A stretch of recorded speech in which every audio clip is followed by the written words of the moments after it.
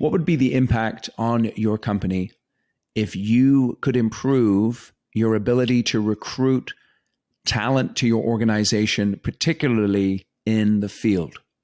That is the topic of my conversation today with Chip Aldridge of Talroo. Talroo is a data-driven job advertising platform that reaches the candidates you need to build your essential workforce. We're going to be talking about the mindset shift that construction company owners and leaders need to have in order to be more effective at recruiting the essential workers. And we're going to do so by framing recruiting as a marketing and sales effort, and talking about how you need to remove friction in your hiring process in order to make sure that you're not losing people that are interested in working in your organization. And so I'd like you to pay close attention to the insights that Chip shares during this interview, because it's going to help you to improve your hiring process right away. And I know you'll be able to walk away with 2 or 3 things that you can focus on immediately to attract those essential workers to your company. So feel free to share this interview with anyone that you think would benefit from listening to it. Thank you for listening to Construction Genius, and enjoy my interview with Chip. This is Eric Anderton, and you're listening to Construction Genius, a leadership masterclass. Thomas Edison said that genius is 1% inspiration and 99% perspiration. If you're a construction leader, you know all about the perspiration, and this show is all about the 1% inspiration that you can add to your hard work to help you to improve your leadership.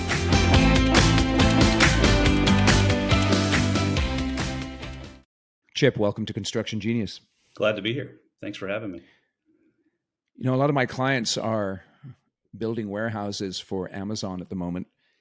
How has the growth of Amazon impacted the construction industry? It's a great question. And it seems like 2 things that may be very unrelated, but they actually are very related. Just to give a little bit of background, if you've watched the news recently and they've talked about the employment sector or employment economics, they've talked about how the size of the workforce has shrank since COVID and how it's smaller. As a whole, the workforce has increased since 2019 by 0.4%. That means compared to 2000, in the fall of 2019, compared to that time frame, we have only 0.4% more participants in the workforce. But the population has grown by 1.2%. So as a percentage, less people are working. And what's happened is we've seen explosive growth in some employment sectors in a shrinking labor force. So it's pulling away from other sectors. Warehouse, since 2019, the amount of hourly workers in warehouse has grown by 45% in a labor force that has shrank in terms of participation rates. Compare that to construction. Construction has grown 1.4% in just raw number of workers. But job openings in construction have grown 26%. Warehouse is continuing to grow today, and that's just one of the sectors that's pulling away from the blue-collar markets that construction typically recruits from. And it's not just Amazon, it's Chewy, it's Walmart. The American consumer needs product at their doorstep same day or tomorrow, and to do that, we're having to build more and more warehouses, distribution centers to pull from. So this is going to be a continuing trend for construction companies to have to compete for labor against other markets and other segments like warehouse. You know, it's so interesting because I know in 2008, when the Great Recession hit, a lot of the old school foremen, superintendents, they left the industry and they never returned. And that was the conversation from 2010 to 2018. And then all of a sudden, more people, the employment field, so to speak, the amount of people to draw from construction takes another hit with COVID. What are the best construction companies doing to address this challenge? Yeah, well, the number one thing they're doing is they're learning that they're not competing with themselves anymore. You're not competing with a construction company down the street, across town. You're competing for workers in completely new segments, and you have to think about what those segments are offering. In the old days, one, there wasn't as much opportunity outside of construction for people with certain skill sets. And 2, there was certainly a pay difference too. This is a day and age where you can make $18 an hour making burritos at Chipotle. You can make $21 an hour running a cash register at Hobby Lobby, and you're working 40 hours a week and off every Sunday. So what do Right. you do to compete with those industries? And you have to think about, well, yeah, wages, number one, but how about lifestyle? There's some simple economics going on here. And, in economics, we all know that if I find the same product at store B cheaper than at store A, then I'm going to buy it at store B. The same thing happens in the labor market. If I can get the same paycheck by doing less hard work or something that's easier, that's the route I'm going to choose. And what's happened in the job market the last couple of years is we have found all of these new ways to make money that aren't hard. There are people making $60,000 a year driving Uber, Right. right? So we're all of a sudden having to think about how do we recreate ourselves in construction to compete with every gig economy and every blue collar market that's out there that just didn't used to have the opportunity that it does today. So we have to get creative and think about, what are they asking for? Flexibility, the wages. There's still in many construction segments, there's still the rainy day issue. Do I miss a full day's pay, 20% of my weekly pay because of the weather, depending Right. on what segment you're in construction? We have to think about how we address those. How do we make sure people get paid? They have more guaranteed and steady paychecks so that we can compete against these Monday to Friday warehouses and hospitality places and things like Hobby Lobby. How do you do it? So it's interesting because as you're saying that, and immediately the flexible schedule comes up, and I think of clients that I work with, and during the season, you're expected to be in the office between 6 and 7, and you're going to stay until at least 3, if not 4 or 5 o'clock. And a construction company owner might be saying, Chip, I understand that I'm competing with these different companies that are in easier industries, but if I raise my wages and if I give them more flexibility, that's going to have an impact on the schedule of my jobs. That's going to have an impact on my overhead costs, and therefore it's going to have an impact on the cost to the client. And the client's just going to look at me and they're going to say, I'm not going to pay that. So how do I balance that challenge of economics? That's a difficult question to answer. I will say, though, that anything that helps you incrementally improve staffing so that you can staff to meet the needs of the market is going to help you. Having to deal with issues around flexibility and building in more PTO or more personal hours is probably a better problem to have than having a 10% vacancy rate within your workforce, because that's Right. just opportunity cost. That's not meeting your schedule. It's going to be a lot easier to meet a schedule by giving people a little bit of flexibility versus just not having enough people to do the job. So I think that we take the eye off the prize a little bit and we look at the barrier and the hurdle and say, that's difficult.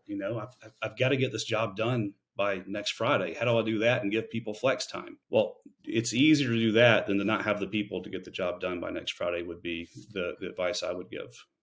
Okay, so then let's talk about the creative aspects. In your experience, as you work with construction companies, what are the most creative construction companies doing? What are the top 3, 4, 5 things that they're really focused on to make the industry more attractive and to get the talent in the door? Sure. Well, number one, the successful construction companies realize that in the world of talent acquisition, the script has flipped. The workers are interviewing us. We're not interviewing the workers the way that we used to. We don't have 10 people coming in and asking for work for every 1 or 2 open positions. It's the other way around today.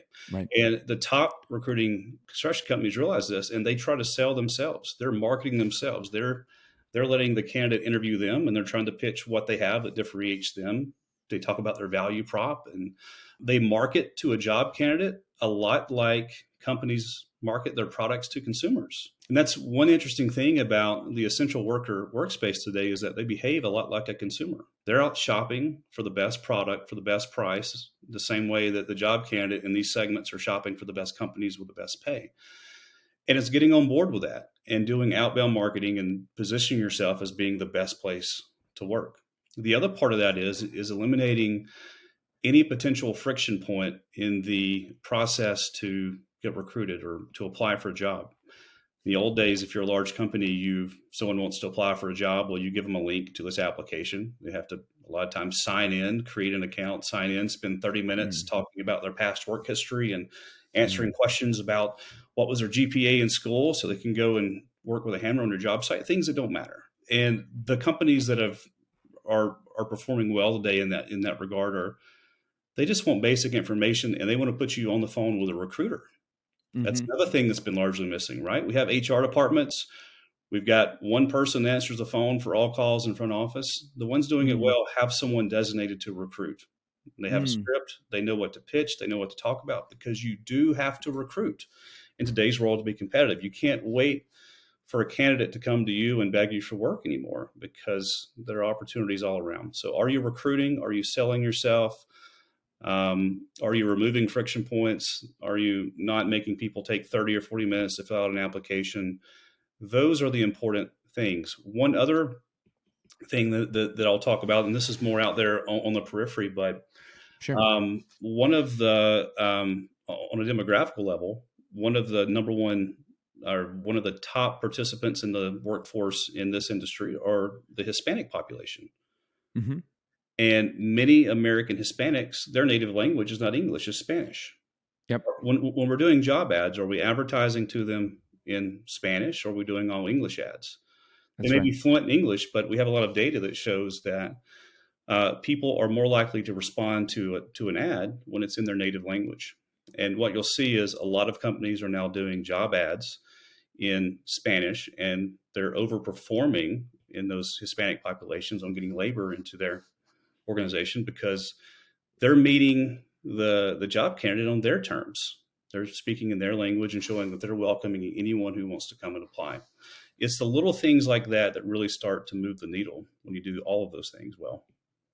Yeah, that's very interesting. So if you're going to hire someone to be the point of contact for recruiting, and you're emphasizing the idea of that being almost a sales position, which is what you're saying, to have someone bilingual in that position, or to have two people, one who speaks, making sure you have at least one person who speaks Spanish, particularly if you're a labor heavy industry, that's tremendously important. I really like that idea there, Chip. So let's just go back to the outbound marketing idea, because again, this is a mindset shift, right? This is a mindset shift.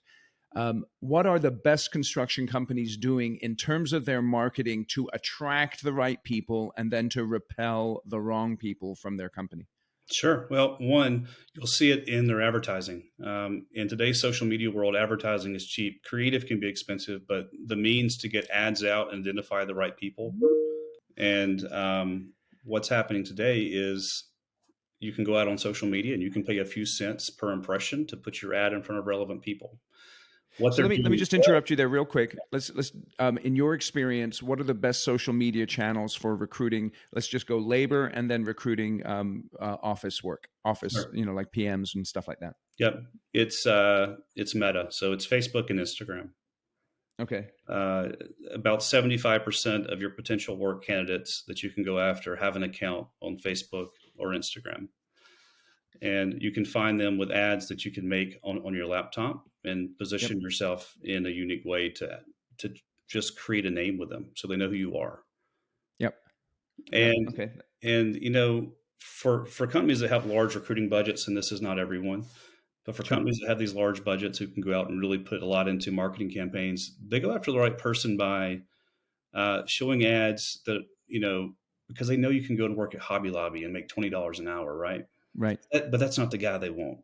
So they'll show ads that show this boring job of standing on your feet and talking to old ladies every day, and selling garland and making burritos. And then they'll show guys having fun on the job site, guys getting in shape. They'll appeal to things like fitness level and things that are important. You don't want to be standing at a cash register getting fat and getting out of shape. What if you're out here getting in shape, getting a tan? They'll appeal to these different things that are interesting to the demographic beyond just the things that are obvious, like pay and benefits.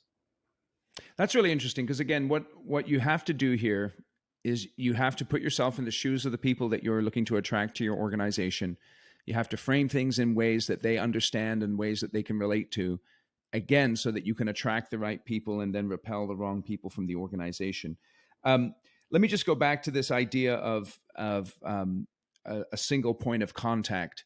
Um, what size company typically, in your experience, has one person who's in charge of recruiting in terms of a construction company? At what point does that begin to make sense in terms of overhead and things like that? Well, I would say that it doesn't have to be one person whose only job is recruiting. I think that that one Okay. person needs to wear that hat, so that So it's that person that has the right answers, that person knows how to sell. And that doesn't have to be their 140-hour a week job that they have. And I Okay. think when you think about it in terms of that, then you can get pretty small. So anyone that has a front office of 2 or 3 people that is answering phones and interacting with potential clients, anyone who interacts with a client has the skill set to likely interact with a candidate, because remember, we're Hmm. trying to view them the same way and pitch and market and sell in the same way that we do to a client, to a candidate. So tell me a little bit more about this idea. You mentioned this idea of value proposition, and obviously that's a marketing term. Some people may be familiar with it, some people may not. But how should I craft a value proposition in terms of recruiting people to my organization? How should I go about figuring that out? Tell me what that is first, and then how do Yeah. I figure it out? Well, think of buying mode. So in consumer marketing, when we talk about the consumer, we talk about what motivates them to buy. And people Hmm. spend a ridiculous amount of money doing studies and trying to figure out, why does someone buy this product versus this product? And they want to understand their Hmm. buying. In today's labor market, we need to understand the buying mode of the job candidate. Um, Wages are available everywhere, Yeah. and they've all gone up. I won't talk about the Hobby Lobby and Chipotle examples again of how much you can make doing mundane jobs. So you can go to a Yeah. lot of Right. places and earn money. So the buying mode of the job candidate, you have to find things beyond just the paycheck. And again, you start to evaluate the types of personalities you have in your labor force and what's important to them. I would encourage people, if you have the means to do this, and there are very cheap ways to do this, if you have a sizable workforce, to study them and understand what they like, what they're passionate about, what their hobbies are, and then start crafting messaging around how the lifestyle that you give them in this type of role can help improve those other aspects of their life. Fitness is a big one that I talked about, right? And I used to work in truck driver recruiting. And when we would try to do recruitment for flatbed trucking, that's where you have all, like, the bulldozers and stuff tied on the back. The driver has to get out and do all this work and tie it down, so they can never recruit. So we used to do these campaigns appealing to fitness around, don't sit in the truck for 11 hours a day, get out and do something, lose weight, get in shape, improve your longevity, improve your life expectancy. And it was very successful in helping bring in more drivers. I think construction has the opportunity to use similar messaging and bring in people who care about being in shape, people who care about not having to take work home with them every night. Like, Right. do your job and go home and forget about it until the next day. There's several value props that you can hit on, but I think it starts with understanding who are your best workers and what are they like, what are their personality types, and what do they care about. Okay. So right there, that's the key insight: is who are your best workers? What do they care about? What attracted them to the industry? And really understanding that. So what you would do then is you would bring in your top 3 or 4 guys, and what I would do is I'd be saying, okay, who's my best foreman? Who's my best leadman? Who's my best craftsman? And I'm going to interview those guys, and I'm going to ask them, why do you work here? What is it that you love about construction? And then based on what they say, I am then going to craft a message around what they say. That's right. And get them to speak if they will. So if you can shoot a quick video, put it on the web of your people, trust me, your candidates would much rather hear from someone doing the job than from the manager in the front office, who they rarely like anyway, right? So getting your people from all different lines of work, talk about why they love working for you, for your company, what it's brought for you, what it's given you. That usually appeals to a potential job candidate a lot more than just some manager talking about their people. But then Yep. you use some of those things you learn about your best people to build your messaging around. And look, hey, the other side of that's true too. We talk about, how do we keep the worst people out? Yeah. And this is true for any industry. I always encourage HR departments or hiring managers to, on exit interviews, which you can't always do this, but you just need a sample size. Sure. Ask people why they're leaving. Document the top 2 or 3 reasons people leave your company. When you're interviewing, ask people why they left their last job. If their answers on why they left the last job sound a lot like the answers your people gave you on when they left, that probably means they're going to leave you for the same reason pretty quickly. And that's a flight risk. It's probably not someone you want to hire if retention is the goal. Yeah, I just had the thought that if you're going to go and do the videos, an Instagram video or a TikTok video or something like that, then if you can get them shot in Spanish as well as English, that'd be tremendously awesome as well. Absolutely, because you're going to expand your reach by 20, 25% to potential job candidates who might be interested in working for you. So let's go back to that idea, because when you started talking about getting an idea of why people leave your company and then watching out for those folks when you're interviewing, that immediately popped into my mind, that the cost of recruiting, because if I bring on someone and they don't work out, that obviously is costing me some money. So how much does it really cost to hire a worker in construction? Oh, yeah. And this is a painful conversation for a lot of hiring managers and construction company owners today. A few years ago, we didn't always have to spend money to recruit people, and when we did Right. have to get to a certain scale, when we went to job sites and job boards, we could spend $100 and get a lead. So the answer today is higher, and what that number is really dependent upon a few things. Where you're at, there are highly competitive markets, and markets that aren't so competitive. Where's the nearest Amazon warehouse that's just now being built? Right, the thing we Yep. talked about earlier. And also the skill of who you're recruiting. Are you looking for someone that just needs to have a pulse and can pick up 40 pounds? Or are you Right. looking for someone that actually has a skill set and experience in doing something, in shingling a roof, in framing a building, in working with metal, right? And today, for a skilled worker in a competitive market, you can expect to pay a lot of times over $1,000 in job advertisement to hire one worker. Oh, wow. On the bottom end of that, if you just need general labor but in a competitive market, you can still be paying $100 plus to hire someone. Think about this: in the warehouse market alone, to hire someone that just needs to have a pulse and can pick up 40 pounds in the cities where there's a lot of warehouses, the Amazons and Chewies and those guys of the world, they're paying $500 to hire one person just in terms of job advertising. That's not hard costs with orientation and paying recruiters. That's just job advertising. $500 for someone that is just required to be 18 and can pick up stuff. Right. That's what we're Right. competing against a lot of times in construction industry today. So we have to be mindful of that. So, is there a way to lower cost and maintain quality, or is that just sort of something that is like, That's I the mean, unicorn, that would be right? easy. That would be easy to say Yeah, on a podcast, but hard to do in real life. sure. I wish I had a magic bullet to do that. I could make a lot of money if I could do that. But I think that the things that we've already talked about in um, thinking about it in terms of trying to sell job candidates versus waiting for them to come to you, removing the friction points, make it really easy for someone to give you their name and phone number to recruit them versus asking them to fill out an application that takes 30 minutes to do. Yep. Those things work to get you more and more candidates. Figure out how you can address concerns that matter today. Inflation is top of mind. If you ever turn on the news, they talk about 8, 9% inflation and Right. how the cost of living is outrunning wages.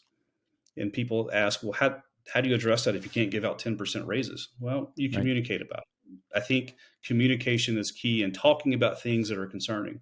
Imagine if you did a TikTok video you made yourself to be in front of job candidates and you just addressed the elephant in the room. You said, you know what? A lot of our workers are dealing with inflation. They're dealing with 10% increases in cost of food and 30% in the cost of fuel. We hear you. We know that. We care about you. Here's what we're doing. Little things around taking meals to the job site, ordering pizza that costs the company hardly anything, and taking meals to the job site Mm-hmm. to help address the increasing cost of food. Just those little things and the over communication of the big issues you're aware of do nothing but help you in both retention and recruiting, because people are looking for wages, they're looking for flexibility. They're also looking for someone that actually, for lack of a better phrase, gives a damn about the people that work for them. Yeah.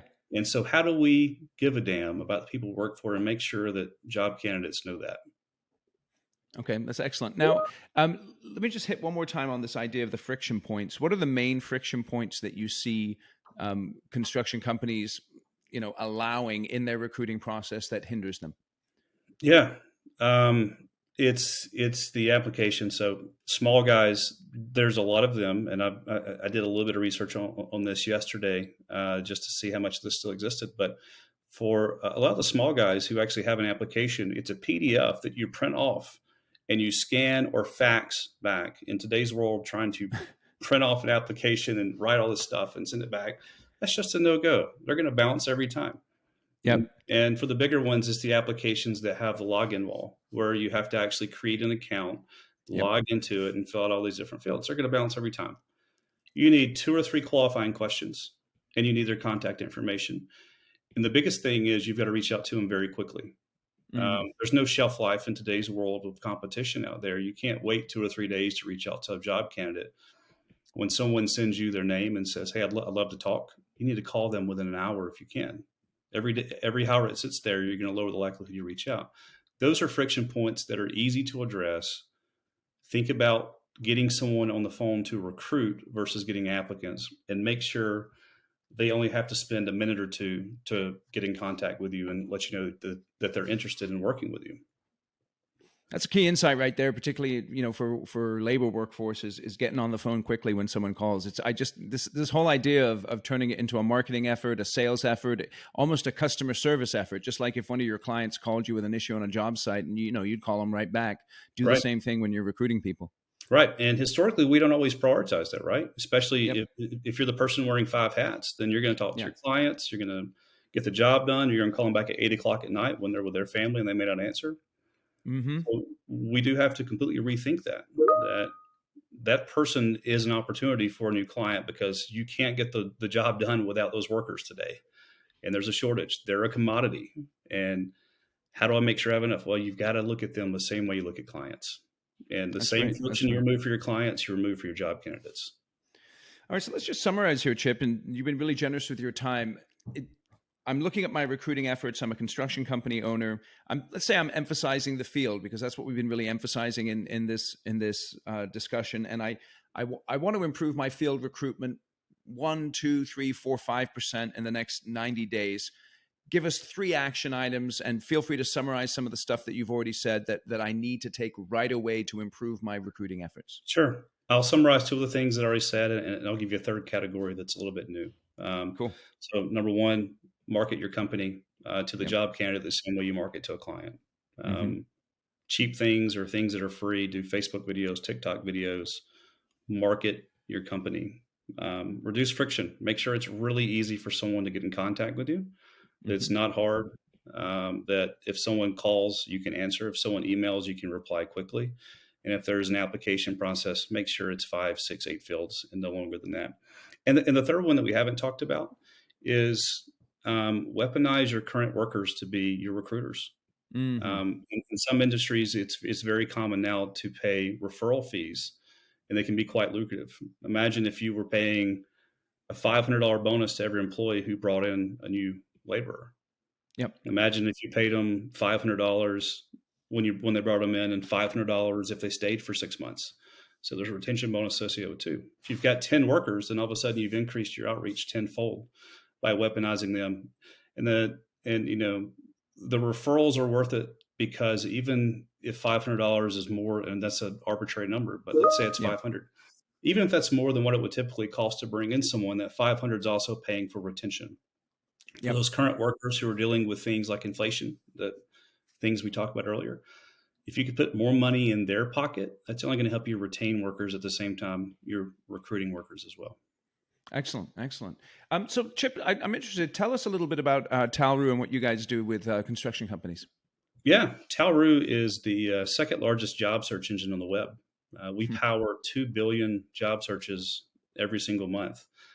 And we specialize mostly in the blue collar, or what we call the essential worker space today. So construction markets, truck drivers, warehouse, hospitality, frontline healthcare, things like that. So we help a myriad of companies, thousands and thousands of companies fill needs. We use technology, and I won't get into all the buzzwords like AI and machine learning, but basically we take a programmatic approach. And what that means is that with Talroo, when you run a job ad or a job posting, we're not putting your ad in one particular place.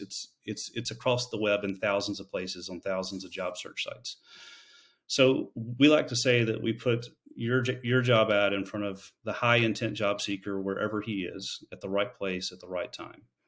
And we differentiate ourselves a little bit from the rest of the industry, because we do it based off of a target cost. Hmm. So it's not just about, hey, pay me money and I'm going to put your job out there, but we're trying to get you leads at a certain cost. And so everything that we do is optimizing to the cost per lead, or the cost per application of a construction candidate that you dictate to us. So it's all cost based. We don't set hard lines on how much you have to spend or how little you have to spend. We're going to optimize to the cost per application that you get.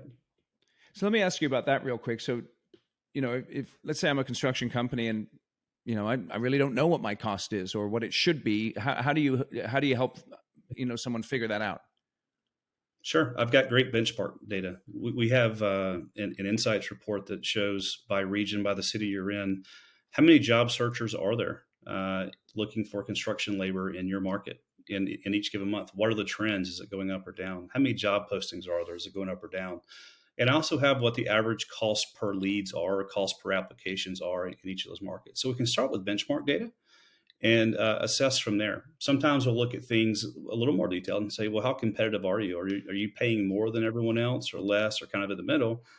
And based on that, we might recommend you spend a little more or a little less than what the averages show us. So if you're really competitive, you pay great, then we're going to assume that your cost pers are probably going to be better than what the average is. And we're going to recommend less budget. And the vice is also true. Excellent. Excellent. So how can people get in touch with you guys if they want to check you out? Yeah, they can go to talroo.com and give us a quick email. But Eric, I don't know if you ever have an info up on the show, but I will make sure that you have my contact info, my email address to give your audience if they want to reach out. Yeah, no, in the show notes we'll put the link to your website and your contact information, and we'll make sure everyone can get in touch with you if they'd like to do that. Yes, please do. We'd love to help. Awesome. And Chip, you're out in Tennessee, right? Chattanooga, Tennessee. That's right. Chattanooga. Okay, so I'm in Chattanooga. Let's say I'm there. What's the one restaurant I need to hit in Chattanooga besides Chili's? Oh my God, Applebee's? No, I'm kidding. It's still relatively new. I've been here about 2.5 years, and my first year here, nothing was open because it was 2020, and everything was still to go. I think Main Street Meats is probably what I'd recommend if you're in Chattanooga and you didn't have a lot of time, but you wanted something unique to the area.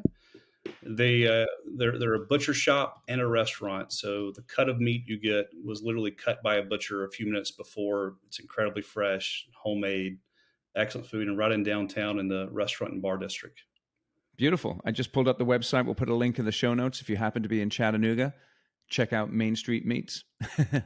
Chip, I appreciate your time. I know I threw you the curveball with the restaurant question there at the end, but I appreciate you joining us here today on Construction Genius. Absolutely. Thanks for having me. Thank you for listening to my interview with Chip today. Hope you got some takeaways. My biggest takeaway is for construction companies, shoot some videos in Spanish of your workers in the field who love working for you, and get those out on the social media platforms. Use them for your recruiting. And the other one is talk to your workers in the field. Find out why they work for your company. Use their specific language in your advertising. And seriously consider doing advertising on Facebook, on Instagram, in order to recruit people. You can even look into TikTok if you'd like. But advertising can be a very effective and cost-effective way to recruit talent to your organization. Feel free to check out Talroo on the web at talroo.com. If you have any questions about this episode, you can reach out to me, of course. And thank you for listening to Construction Genius.